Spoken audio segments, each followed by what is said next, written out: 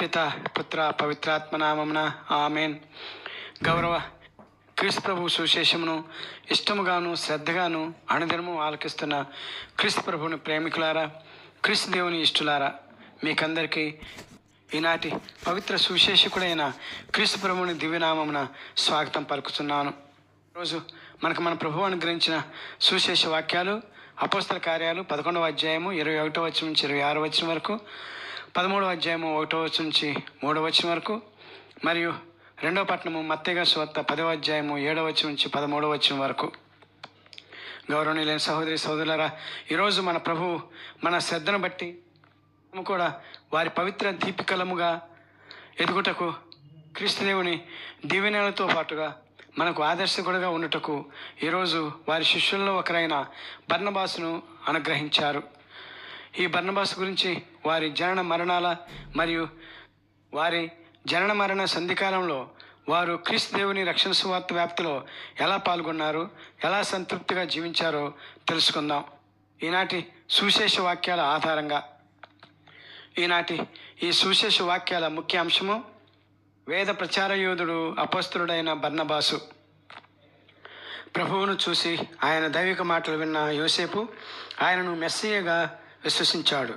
రక్షకుని పట్ల అమితమైన ప్రేమతో నిండి ఆయనను అనుసరించాడు. ప్రభువు అతన్ని తన 70 మంది అపోస్తలులో ఒకరిగా ఎన్నుకున్నాడు. ఇతర అపోస్తలులు అతన్ని బర్నబా అని పిలిచారు, అంటే ఓదార్పు కుమారుడు లేక ఉత్సాహపరచువాడు. గౌరవనీయులైన సహోదరి సహోదరులారా, బర్నబాసుగా పిలువబడుతున్నటువంటి యోసేపు యొక్క జీవితాన్ని పరిశీలిద్దాం. 70 మందిలో ఒకరైన పవిత్ర అపోస్తలుడైన బర్నబా సైప్రస్ ద్వీపంలో లేవి తెగ కుటుంబంలో జన్మించాడు మరియు అతనికి జోసెఫ్ అని పేరు పెట్టారు. అతను యెరూషలేములో తన విద్యను పొందాడు. తన స్నేహితుడు తోటి విద్యార్థి అయిన సౌలు, వీరిద్దరూ కలిసి ప్రఖ్యాత ధర్మశాస్త్ర గురువు గమలీయేలు కింద విద్యను అభ్యసించారు. బాల్యం నుండి యోసేపు భక్తిపరుడు, తరచుగా దేవాలయానికి వెళ్ళేవాడు, ఉపవాసాలు ఖచ్చితంగా పాటించేవాడు మరియు యవ్వన ప్రాయంలో ఉత్సాహంగా ఉండేవాడు. అందుకే బర్నబాసు గారిని ఉత్సాహపరచువాడు అని ముద్దుగా పిలుచుకుంటారు. ఇలా ఉండగా బర్నబాసు గారి యొక్క ప్రత్యక్ష అపోస్తల కార్యక్రమం ప్రభు పరలోకానికి ఆరోహణమైన తరువాత మనం యేసుక్రీస్తు ప్రభు మత్తయి సువార్త 16వ అధ్యాయము 24వ వచనం నుంచి 26వ వచనం వరకు, లూకా గారి సువార్త 9వ అధ్యాయము 23వ వచనము, 14వ అధ్యాయము 26వ వచనము, మత్తయి గారి సువార్త 19వ అధ్యాయము 6వ వచనం నుంచి 30 వరకు, మార్కు గారి సువార్త 10వ అధ్యాయము 17 నుంచి 31 వరకు, లూకా గారి సువార్త 18వ అధ్యాయము 18వ వచనం నుంచి 30వ వచనం వరకు మనం శ్రద్ధగా చదువుకున్నట్లయితే అందులో ఎవరినైనటువంటి ఒక ధనవంతుడు యేసుక్రీస్తు దేవుని వద్దకు వచ్చి, నేను పరలోక రాజ్యం చేరాలంటే ఏం చేయాలి అని ప్రశ్న వేసినప్పుడు యేసుక్రీస్తు ప్రభువు చెప్పినటువంటి విషయం మనం చదువుతాం. అదేమిటంటే మత్తయి గారి సువార్త 19వ అధ్యాయం 21వ వచనంలో, నీవు పరిపూర్ణుడు కాగోరినచో వెళ్ళి నీ ఆస్తిని అమ్మి బీదలకు దానము చేయము, అప్పుడు నీకు పరలోకమున ధనము కలుగును, పిమ్మట వచ్చి నన్ను అనుసరించుము అన్న వచనాన్ని రుజువు చేయొచ్చు. వ్యవసాయదారుడైనటువంటి బర్నబాసు గారు తన పొలమునంతటిని అమ్మగా వచ్చిన ధనమును అపోస్తల పాదాల చెంత సమర్పించి యేసుక్రీస్తు ప్రభువు ధనవంతుడికి చెప్పినట్లుగా దేవుని రక్షణ సువార్త ప్రచార ఆరంభంలోనే పరలోకంలో ధనమును డిపాజిట్ చేసుకొని అపోస్తలుగా చేరారు బర్నబాసు గారు. గౌరవనీయులైన సహోదరి సహోదరులారా, అంటే క్రీస్తు ప్రభువుకు ఎంత భక్తుడో ఈ యొక్క సంఘటన బట్టి మనం బర్నబాసు గారి యొక్క భక్తి విశ్వాసాన్ని అర్థం చేసుకోవాలి. బర్నబాస్ గారు అపోస్తలుగా చేరిన తర్వాత ఆ యెరూషలేము ప్రదేశంలో విశ్వాసులందరిలో భయం పుట్టుకొచ్చింది సౌలు గారి యొక్క విధానాన్ని చూసి. అటువంటి సౌలు గారిని పౌలుగా యేసుక్రీస్తు దేవుడు మార్చుకున్నప్పుడు అయినప్పటికీ కూడా అపోస్తలులు చాలా భయంతో ఉన్నటువంటి సమయంలో బర్నబాస్ గారు పౌలు గారిని తీసుకువచ్చి అపోస్తలకు పరిచయం చేసి దమస్కుకు వెళ్ళే మార్గంలో ప్రభువు సౌలుకు ఎలా కనిపించాడో సవివరంగా బర్నబాసు గారు అపోస్తలకు తెలియజేశారు. ఈ విషయాన్ని మనం అపోస్తల కార్యాలు 9వ అధ్యాయము 26 నుంచి 28వ వచనంలో మనం చదువుతాం. మరొక గొప్ప కార్యం బర్నబాసు గారు చేసిన విషయం ఏమిటంటే, అంతియోకియాకు వెళ్ళి అచ్చట సంఘస్థుల మధ్య దేవుని కృపను చూసి చాలా సంతోషించి ప్రభువుని హత్తుకొని యథార్థ హృదయంతో ఉండమని అందరినీ కోరి ప్రోత్సహించాడు. ఈ విషయం అపోస్తల కార్యాలు 11వ అధ్యాయం 23వ వచనంలో చూస్తాం. తరువాత తాను తాసుకు వెళ్ళి అపోస్తలుడైన పౌలును అంతియోకియాకు తీసుకుని వచ్చాడు. అక్కడ వారు 1 సంవత్సరం పాటు ప్రజలకు బోధించారు. అక్కడే శిష్యులను మొట్టమొదటిసారిగా క్రైస్తవులుగా పిలవటం ప్రారంభించారు. అపోస్తల కార్యాలు 11వ అధ్యాయం 26వ వచనం ప్రకారం వీరు ఇలాగా అంతియోకియాలో ఉన్న సమయంలో యెరూషలేములో ఘోరమైన కరువు తాండవించగా పౌలు గారు మరియు బర్నబాసు గారు అంతియోకియాలో కొంత డబ్బును దాన ధర్మాల ద్వారా పోగు చేసి పౌలు మరియు బర్నబాసు గారు యెరూషలేమునకు తిరిగి వెళ్ళి అక్కడ ఉన్న సంఘస్థులకు పంచిపెట్టారు. అయితే ఆ సమయంలో ఆ ప్రాంతాన్ని పరిపాలించే హేరోదు రాజు జబదయి కుమారుడైనటువంటి సెయింట్ యాకోబును చంపి యూదులను సంతోషపెట్టడానికి పేతురు గారిని, పౌలు గారిని, బర్నబాసు గారిని చెరసాలలో పెట్టగా దేవదూత వారిని చెరసాల నుండి విడిపించడం మనం చదువుతాం. అనగా బర్నబాసు గారు అపొస్తలులతో పాటుగా కష్టాలను అనుభవించారు. దేవుని యొక్క సుశేష సందేశ వ్యాప్తిలో పాల్గొన్నారు అని చెప్పడానికి ఇది ఒక రుజువు. అలా వారు జైలు నుండి విడిపించబడినప్పుడు బర్నబాసు గారు వారి యొక్క అత్తగారైనటువంటి మరియమ్మ గారి ఇంట్లో దాక్కున్నారు. తర్వాత హింస తగ్గిన తర్వాత వారు మార్కు అనే మారుపేరు గల మరియ కుమారుడు యోహానును వెంటబెట్టుకుని అంత్యోకియాకు తిరిగి వచ్చారు. పరిశుద్ధాత్మ ప్రేరణతో అక్కడ ప్రవక్తలు మరియు బోధకులు బర్నబా మరియు పౌలుపై చేతులుంచి ప్రభువు వారిని పిలిచిన పని చేయటానికి వారిని పంపారు. అపొస్తల కార్యాలు 13వ అధ్యాయం 2-3 వచనాలు. వారు తదుపరి సిలిసియాకు చేరుకుని ఓడలో సైప్రస్కు వెళ్ళి సలామీస్ నగరంలో యూదుల సమాజ మందిరంలో దేవుని వాక్యాన్ని ప్రకటించారు. పోపోసు నగరంలో వారు బార్ యేసు అనే ఒక మాంత్రికుడు మరియు అబద్ధ ప్రవక్తను కలిశారు. అతను అధిపతి సెర్గియస్తో సన్నిహితంగా ఉన్నాడు. దేవుని వాక్యాన్ని వినాలని కోరుకుంటూ అధిపతి పరిశుద్ధులను తన దగ్గరకు రమ్మని ఆహ్వానించాడు, అనగా పౌలు గారిని, బర్నబాసు గారిని. ఆ మంత్రగాడు అధిపతిని విశ్వాసం నుండి దూరం చేయడానికి ప్రయత్నించాడు. కానీ అపొస్తలుడైన పౌలు ఆ మంత్రగాడిని ఖండించాడు. అతను తన మాటల ద్వారా అకస్మాత్తుగా అంధుడిగా పడిపోయాడు. అధిపతి క్రీస్తును విశ్వసించాడు. ఈ విషయం అపొస్తల కార్యాలు 13వ అధ్యాయం 6వ వచనం నుంచి 12వ వచనం వరకు మనం చదువుతాం. తదుపరి పోపస్ నుండి బర్నబా మరియు పౌలు ఫిలిప్పియాలోని పెర్గముకు ఓడలో బయలుదేరి పిసిదియాలోని అంత్యోకియాలోని యూదులకు మరియు అన్ని జనులకు మరియు ఆ ప్రాంతం అంతటా బోధించారు. యూదులు అల్లరి చేసి పౌలు మరియు బర్నబాసును వెలగొట్టారు. అప్పుడు బర్నబాసు, పౌలు గారు ఇకోనియాకు వచ్చారు. కానీ యూదులు తమను రాళ్లతో కొట్టాలని కోరుకుంటున్నారని తెలుసుకొని వారు లుస్త్రా మరియు దెర్బేసునకు తిరిగి వెళ్ళారు. అక్కడ అపొస్తలుడైన పౌలు పుట్టుకతోని కాళ్ళు కుంటివాడైన ఒక వ్యక్తిని స్వస్థపరిచాడు. ప్రజలు వారిని జూస్ మరియు హెర్మేస్ దేవులుగా భావించి వారికి బలి అర్పించాలనుకున్నారు. బర్నబాసు గారు, పౌలు గారు వారిని వారించిన ఉపయోగం లేకుండా పోయింది. అపొస్తల కార్యాలు 14వ అధ్యాయము 8వ వచనం నుంచి 18 వరకు ఈ విషయాలు మనం చదువుతాం. బర్నబాసు గారికి యేసుక్రీస్తు ఎడల మరియు అపొస్తలుల ఎడల, మరి ముఖ్యంగా యేసుక్రీస్తు స్థాపించిన సంఘం ఎడల, అపొస్తలుల ఎడల మరియు పేతురు గారు మరియు ఇతర అపొస్తలుల ఎడల, ఆజ్ఞల ఎడల ఎంత విధేయత ఉన్నదో మనము ఈ యొక్క సంఘటన ద్వారా తెలుసుకుంటాం.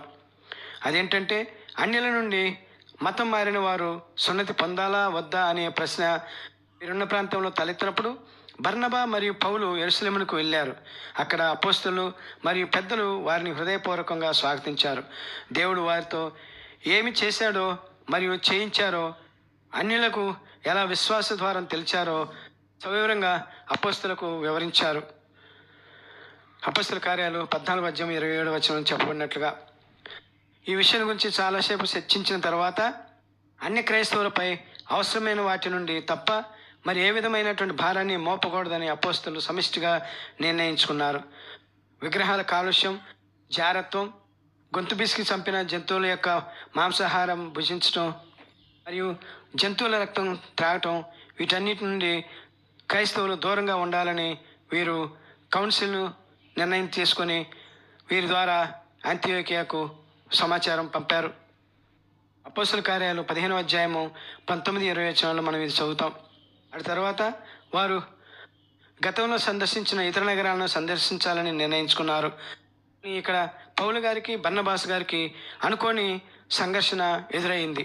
ఏంటి ఆ సంఘర్షణ అంటే, బర్నబాస్ గారు మార్కు గారు అనబడే తన యొక్క మేనమామను తనతో తీసుకువెళ్ళాలని కోరుకున్నాడు.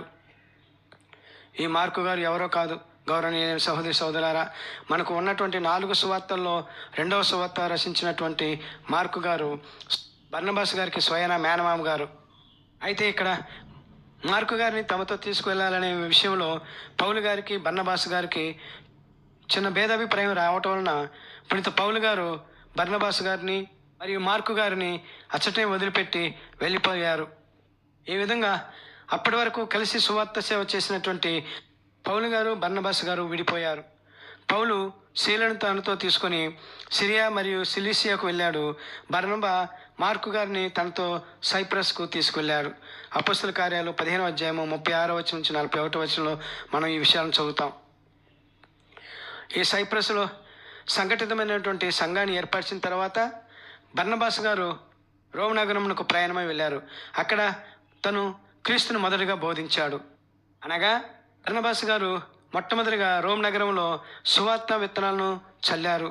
ప్రత్యేకంగా రోమ్ నగరంలో మెడియోలానం, ఇప్పుడు మిలాన్ అని పిలువబడుతున్నటువంటి నగరంలో బర్నబాస్ గారు సువార్తను బోధించారు.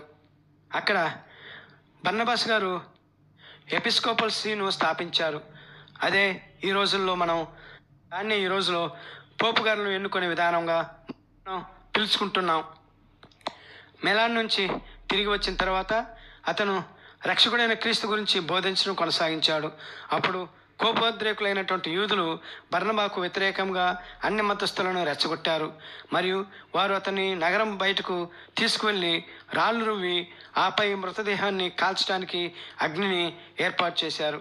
తరువాత ఆ ప్రదేశానికి చేరుకున్న మార్క్ మరణించినటువంటి బర్నబాస్ గారి యొక్క భౌతిక దేహాన్ని తీసుకుని వెళ్ళి చెరువులో ఉన్నటువంటి ఒక గుహలో బర్నబాస్ గారి యొక్క భౌతిక దేహాన్ని పాతిపెట్టాడు. అతని చివరి కోరిక ప్రకారం అతను తన చేతిలో వ్రాయబడి ఉన్నటువంటి పవిత్ర బైబిల్ గ్రంథం యొక్క కాపీని మత్తయి సువార్తను బర్నబాస్ గారి యొక్క చేతుల్లో ఉంచి సమాధి చేశారు. ఈ విధంగా ఔత్సాహికుడు, ఉత్సాహవంతుడు, దేవుని యొక్క సువార్త ప్రకటనలో ఎంతో నేర్పరితనంతో, సందులు సమావేశాలతోటి సువిశేష వ్యాప్తిని చేస్తూ క్రీస్తు శకము 62వ సంవత్సరంలో, అనగా బర్నబాస్ గారి యొక్క 72వ సంవత్సరంలో మరణించారు. తరువాతి కాలంలో వారి యొక్క ఉనికిని మర్చిపోయారు. కానీ ఇక్కడ యేసుక్రీస్తు ప్రభువు యోహాను గారి సువార్త 11వ అధ్యాయము 25వ వచనంలో చెప్పిన విధంగా వారి యొక్క చిత్తాన్ని నెరవేర్చుకున్నారు. ఆ వాక్యం ఏమిటంటే, నేనే పునరుత్థానమును జీవమును, నన్ను విశ్వసించిన వాడు మరణించును జీవించును. ఈ వచనాన్ని యేసుక్రీస్తు ప్రభువు బర్నబాస్ గారి యొక్క మరణం విషయంలో, బర్నబాస్ గారు మరణించిన 448 సంవత్సరంలో రుజువు చేసుకున్నారు. అది ఎలాగంటే, ఆ కాలంలో అనగా 448వ సంవత్సరంలో జనో చక్రవర్తి కాలంలో బర్నబాస్ గారు సైప్రస్ ఆర్చ్ బిషప్ ఆంతిమస్కు కలలో 3 సార్లు కనిపించి అతని అవశేషాలను ఖననం చేసిన స్థలాన్ని సూచించిన ప్రదేశంలో తవ్వటం ప్రారంభించిన క్రైస్తవులు బర్నబాస్ గారి యొక్క చెడిపోని శరీరాన్ని కనుగొన్నారు. మరియు వారి యొక్క శరీరంపై అనగా ఛాతిపై ముందుగానే చదువుకున్నట్లుగా మరణించినటువంటి బర్నబాస్ గారి యొక్క భౌతిక దేహంపై మార్కు గారు ఉంచినటువంటి మత్తయి గారి సువార్త గ్రంథం ఉండటం అందరూ కనుగొన్నారు. ఈ యొక్క రుజువుల ద్వారా బర్నబాస్ గారు నిజమైన దేవుని సజీవ సాక్షిగా పరిగణించబడుతున్నారు. ఇది గౌరవనీయులైన సహోదరి సోదరులారా, అపోస్తలులైనటువంటి బర్నబాస్ గారి యొక్క క్రీస్తు ప్రభుని యొక్క సువార్త సేవలో సంగ్రహంగా బర్నబాస్ గారి యొక్క సంక్షిప్త సువార్త సేవా చరిత్ర. గౌరవనీయులైన సహోదరి సోదరులారా, ఇక చివరిగా చిన్న ప్రార్థనతోటి మనం ఈ యొక్క ఈనాటి వాక్య ధ్యానాన్ని ముగించుకుందాం. పిత పుత్ర పవిత్రాత్మ నామమున ఆమెన్. సర్వశక్తివంతుడా, సర్వేశ్వర, అద్భుతకారుడా, స్వస్థ శక్తి సంపన్నుడా, ఊహించిన విధంగా మీ యొక్క విశ్వాసాన్ని ఉపయోగించుకునే దేవా, మీకే స్తుతులు, మీకే మహిమ, మీకే ఘనత ఇప్పుడు ఎప్పుడు ఎల్లప్పుడూ కలుగునుగాక. ప్రభువా, పవిత్ర బైబిల్ గ్రంథంలో ఎందరో విశ్వాసుల గురించి తక్కువగా రచించబడి ఉన్నప్పటికీ కూడా మాకు ఎంతో గొప్ప సందేశాన్ని ఇస్తున్నారు. వారిలో ప్రథములుగా ఈనాటి సువార్త సేవకుడైనటువంటి బర్నబాస్ గారి యొక్క చరిత్ర. దేవా, వీరి యొక్క జీవిత చరిత్రలో మాకు ఈరోజు ఎంతో ప్రేరేపణగా ఉండేటటువంటి వారి యొక్క త్యాగబద్ధమైనటువంటి జీవితం, మీ కొరకు సమస్తాన్ని వదిలిపెట్టి వచ్చినటువంటి జీవితం, మీ కొరకై ఎన్నో కష్టాలు అనుభవించినటువంటి జీవితం, మరియు నిరుత్సాహంలో ఉన్నటువంటి సంఘాలని ఉత్సాహపూరితంగా యొక్క దైవ వాక్యాల ద్వారా ప్రేరేపించబడినటువంటి విధానాన్ని మేము ఈరోజు తెలుసుకున్నాం. తండ్రి దేవా, పాపులమైన మేము ఇంత గొప్ప జీవితం అనగా బర్నబాస్ గారు లాంటి గొప్ప జీవితం జీవించలేకపోయినా కనీసం వారి జీవితంలో ఒక్క విషయమైనా మేము అర్థం చేసుకొని ముఖ్యంగా ఉత్సాహపూరితమైనటువంటి క్రైస్తవ జీవితం జీవించే భాగ్యాన్ని మాకు ప్రసాదిస్తూ, నిరుత్సాహంలోనూ నిస్సహాయలలోనూ ఉన్నటువంటి వారికి ఓదార్పు మాటలు చెప్పి వారిని మీ వైపు మరల్చే భాగ్యాన్ని ఈ వాక్యాన్ని వింటున్న ప్రతి క్రైస్తవ బిడ్డకు ఇస్తూ, క్రైస్తవేతరులు ఈ వాక్యాన్ని విన్నవారు ఎంతో ఉత్సాహంతో నిజమైనటువంటి నిత్య సత్య జీవితం, సజీవ జీవితం మీలోనే ఉందని బర్నబాస్ గారి యొక్క జీవితం ద్వారా తెలుసుకొని మీ వైపు ఒక్క ఆత్మనాన్ని మార్చుకొని వారిని ధన్యులను చేయమని మా నాదుని మీ కుమారుడైన యేసయ్య ద్వారా మేము బ్రతిమాలి ప్రార్థిస్తున్నాం తండ్రి. ఆమెన్. పిత పుత్ర పవిత్ర ఆత్మ నామమున ఆమెన్.